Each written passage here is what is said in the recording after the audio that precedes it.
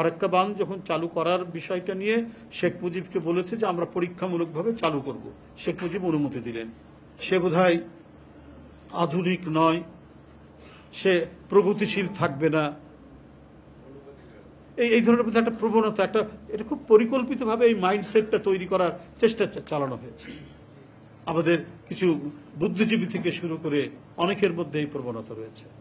কিন্তু এদেশে ভারতীয় আগ্রাসনের বিরুদ্ধে, আধিপত্যবাদের বিরুদ্ধে এই শব্দ, টার্মস, টার্মিনোলজিগুলো ব্যবহারই করেছেন হচ্ছে বামপন্থীরা। কিন্তু এখন সেভাবে তারা সোচ্চার নাই। এখানে যারা রয়েছেন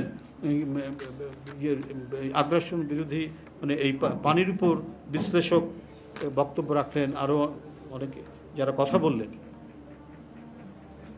তাতে তো আরো তো মানে যে তথ্যটা এসছে যে ইয়েটা তো জানিয়েছে, কি বলে, ফারাক্কা বাঁধ যখন চালু করার বিষয়টা নিয়ে শেখ মুজিবকে বলেছে যে আমরা পরীক্ষামূলকভাবে চালু করব, শেখ মুজিব অনুমতি দিলেন।